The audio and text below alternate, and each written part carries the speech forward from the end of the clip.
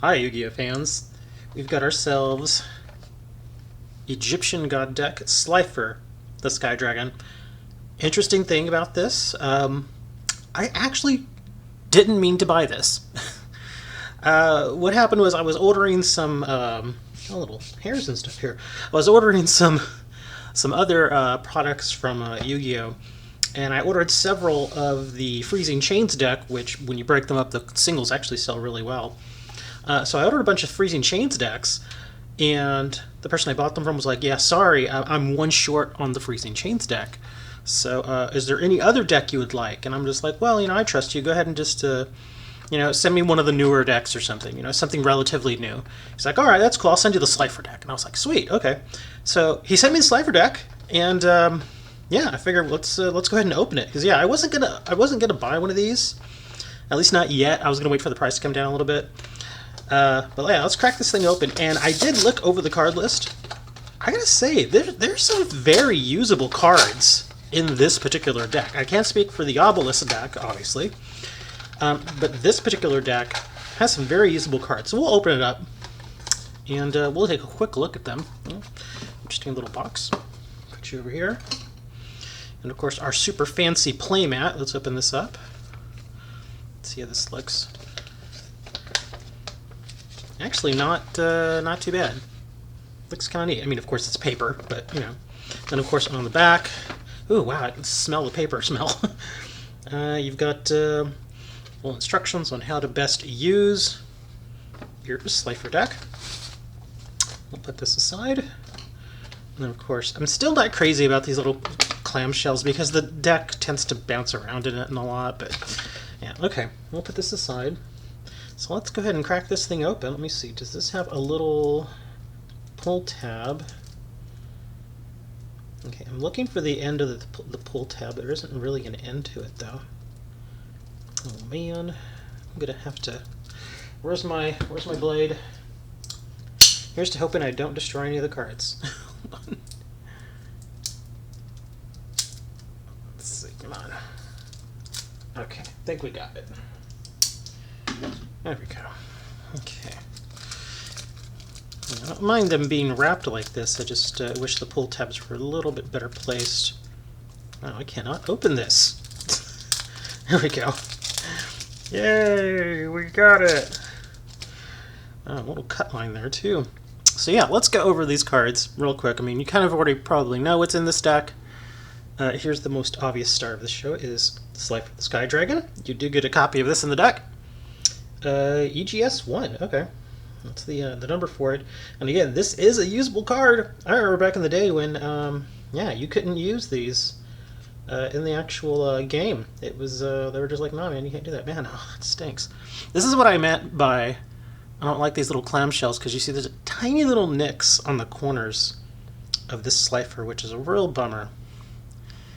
Yeah, real bummer. Okay, well, there's Slifer. We'll put her over here. Then we got Soul Crossing. And during main phase, immediately after this effect resolves, tribute summon one Divine Beast monster. When you do, you contribute a monster your opponent controls, even though you do not control them. But if you tribute summon this way, apply this effect. Until the end of the next turn, after this card resolves, you can only activate one card or effect per turn, not counting the effects of Divine Beast monsters. You can only activate one Soul Crossing per turn. Wow, so you can basically steal one of your opponent's monsters to do the tribute summon for Slifer. Thunder Force Attack. Let's see, this card's activation and effect cannot be negated. Wow. If you control a monster whose original name is Slifer the Sky Dragon, destroy as many face-up monsters let me see, your opponent controls as possible, and then if you activated this card during your main phase, you can apply the following effect. Draw cards equal to the number of monsters destroyed by this effect, and send to your opponent's graveyard. What? Also, you can only attack with one monster this turn. You can only activate one Thunder Force. Okay, that's weird. Millennium Seeker. That's an interesting card. Never seen this guy. Gosh, man, these text boxes are just completely full. Do I even want to read that? Wow. When you take 1,000 or more battle damage, God, that is so tiny. I can't read that. I'm not going to read that. I'm sorry. The text is just too small, man. Jeez. And then Ultimate Divine Beast. When an opponent's monster declares an attack, you can discard one spell trap, then target one Divine Beast monster in your graveyard. Special summon it in defense position, then change the attack target to it. During the end phase, if you control a Divine Beast monster, you can destroy all face-up cards your opponent controls that activate their effect on the field this turn. Wow. You can only use each effective Ultimate Divine Beast once per turn. That's kind of nuts. Okay. And then we got, oh, well, look at this. Tellus the Little Angel. It's kind of neat looking. Never seen this thing. If this card is sent from the monster zone to the graveyard, you can special summon one Tellus Wing token. Okay, so that's for tokens and stuff. Okay. Wow, I didn't realize you got so many foil cards here. So we've got the Slifer. Let me zoom in a little bit here. So we got ourselves our Slifer, of course. We got Soul Crossing, Thunder Force Attacking, Millennium Seeker, Ultimate Divine Beast. So, okay, I just noticed that's a super rare. So we got 4 Ultras, and then we've got 1, 2, oh wow, that's a Reactor Slime as a foil too. Nice, look at that. Okay, so we got Reactor Slime 2, that's 3, and then a Feather Duster. Wow, look at that. Destroy all spells and traps your opponent controls. Wow. Nice to see the Feather Duster again. Wow, look at all this. What is... Wow, do you see that? That is... Oh my gosh, look at these print dots. That's insane. Look at all these. I can't wipe this off. These are print dots. This is from ink. Wow, this is dirty. Man, that is not good. And I don't blame the seller. This is straight from the factory, man. This is... Yeah, oh gosh, man, that card looks terrible. Ugh. What is that? Yeah, they're print dots all over this card. That's kind of nutty. And I was going to say Breaker's one of the better cards in this deck. Or at least it used to be. So we'll put you over here, Breaker. Beast King Barbaros. Nine-Tailed Fox. Same thing here. Look at that. Nine-Tailed Fox also got these little print dots on it. What is up, man? Okay, some Nine-Tailed Fox. Phantom Sky Blaster, and again, this is a little disappointing, Konami. Look at this, there's stuff all over. What is going on? Yeah, these cards look like somebody just kind of sneezed on them, and there's like little print dots and gunk all over them. This is nuts. Oh, man. Wow, okay, so I was going to say Phantom Sky Blaster for a while, I believe it was his secret rare. It was selling for a good amount, like 20 bucks. That was a couple years ago, though, so I have no idea where it's at now.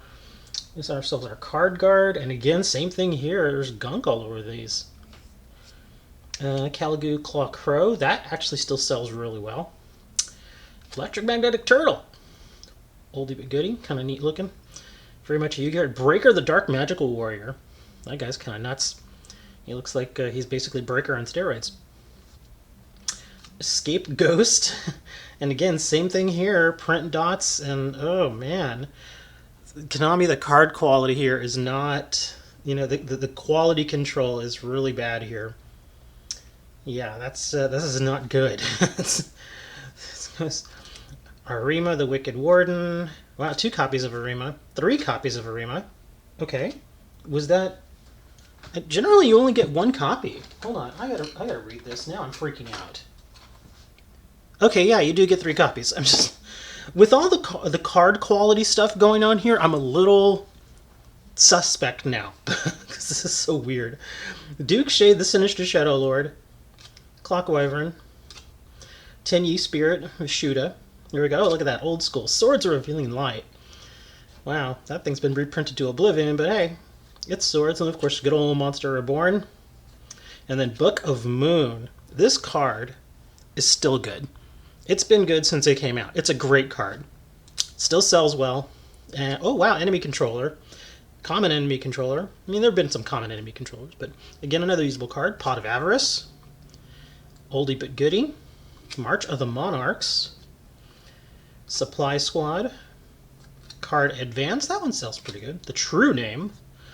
One-time passcode. I'm going through them pretty quick now because I want to see if there's any more of this gunk. It looks like it was only the monster cards. The spell card... Well, actually, wait. No. Hold on. There's some a little bit right here on the enemy controller. Okay, never mind. Lair of Darkness. Draw of Fate. Mirror Force. Old school. Reckless Greed is also very old school. Metal Reflex Slime. Golden Apples. Wow, there's some good cards in this deck. Back to the front. And then a whole bunch of copies of this. Yeah.